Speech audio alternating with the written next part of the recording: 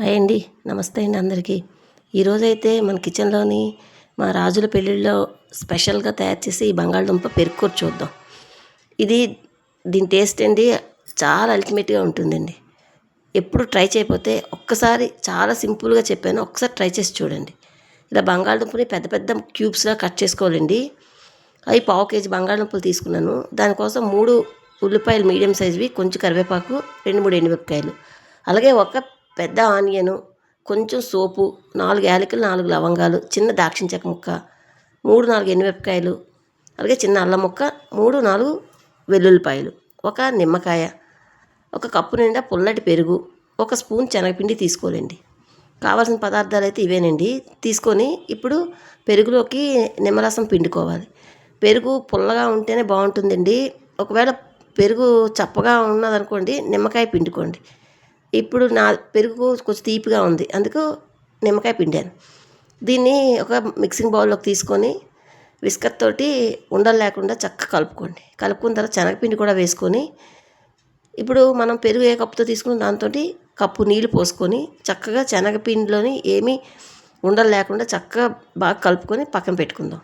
ఇప్పుడు ఒక ఉల్లిపాయ, వెల్లుల్లిపాయ, అల్లము ఇవన్నీ కూడా చిన్న మిక్సీ జార్లోకి తీసుకొని ఆనియన్ పేస్ట్ చేసుకొని రెడీ పెట్టుకుందామండి. ఇలా మెత్తగా నలిగిపోయిన తర్వాత మనం కర్రీ తాలింపు పెట్టుకుందాం. చాలా చాలా రుచిగా ఉంటుందండి. ఎప్పుడు ట్రై చేయకపోతే ఖచ్చితంగా ట్రై చేసి చూడండి. ఒక దలసరిగా ఉండి ఒక ప్యాన్ పెట్టుకొని డీప్ ఫ్రైకి సరిపడగా కొంచెం ఎక్కువ ఆయిల్ వేసుకొని ఆయిల్ హీట్ అయిన తర్వాత మంటను మీడియంలో పెట్టుకొని మనం కట్ చేసుకున్న ఈ బంగాళదుంప ముక్కల్ని చక్కగా వేయించుకోవాలండి. ఇవి మీడియంలో పెడితే దోరగా వేగాలి. అంటే పైన గోల్డెన్ కలర్లోని ఒక లేయర్లా వస్తుంది. అలా వస్తే బంగాళదుంపలు చక్కగా వేగిపోయినట్టే.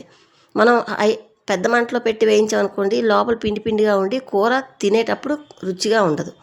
ఇలా తక్కువ మంట మీదే చక్కగా ఇలా పైన గోల్డెన్ కలర్లోని పొరలా వస్తుందన్నమాట. అంతవరకు వేయించుకొని తీసి పక్కన పెట్టుకోవాలి. ఈ ఒక బంగాళదుంప తిని చూడండి, కమ్మగా ఉంటుంది మీకు. ఇంక మధ్యలో పిండి గట్ట ఏమి ఉండదు. అలా వేయించి తీసుకొని బంగాళదుంపలు పక్కన పెట్టుకొని ఇలాగా ఉల్లిపాయలు, 3 ఆనియన్స్ కూడా చక్కగా వేయించుకోవాలండి. వేయించి తీసి పక్కన పెట్టుకుందాం. ఇప్పుడు ఇంత నూనె మనకి కర్రీకి పడదండి, అది తీసేయాలి. తీసేసి కూరకు సరిపడినంత కొంచెం ఒక 10 స్పూన్ల ఆయిల్ ఉంచుకొని కరివేపాకు, ఎండుమిరపకాయలు తాలింపు వేసి వేగిన తర్వాత ఈ ఆనియన్ పేస్ట్ మసాలా పట్టుకున్నాం కదండి, అది వేసుకోవాలి. వేసుకొని చక్కగా మంటని తక్కువలోనే పెట్టుకొని దోరగా వేయించుకోండి.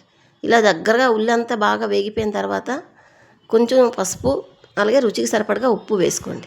వేసుకొని ఉప్పు, పసుపు వేసిన తర్వాత మరొక్క నిమిషం వేగిన తర్వాత మనం వేయించి పెట్టుకున్న బంగాళదుంప ముక్కలు, అలాగే ఉల్లిపాయలు చక్కగా కలుపుకొని ఈ మసాలాతో పాటు కలుపుకొని మరొక్క నిమిషం వేయించుకోవాలండి.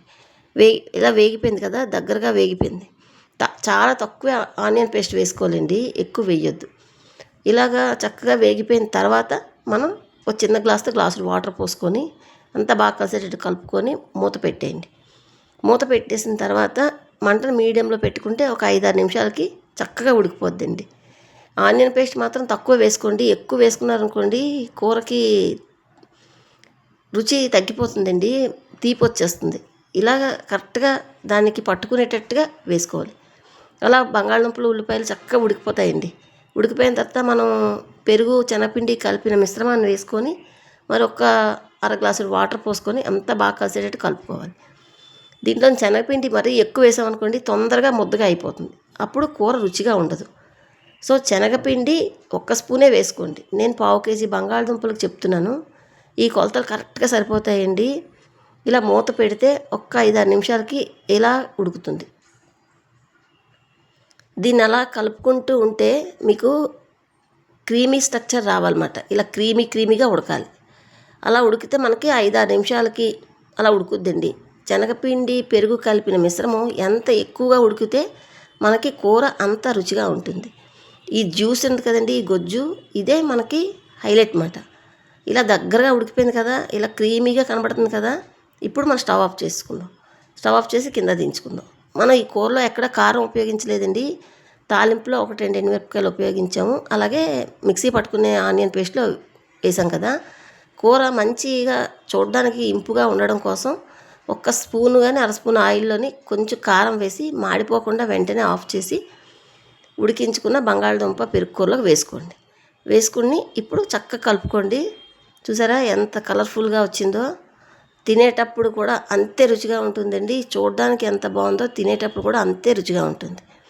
అయితే ఇది మా రాజులు కంపల్సరిగా పెళ్ళిళ్ళలోని కానీ, ఇంటికి ఎవరైనా స్పెషల్ గెస్ట్లు వచ్చినప్పుడు కానీ, మంచి మంచి అకేషన్స్ అప్పుడు కానీ ఖచ్చితంగా చేసుకునేవారండి.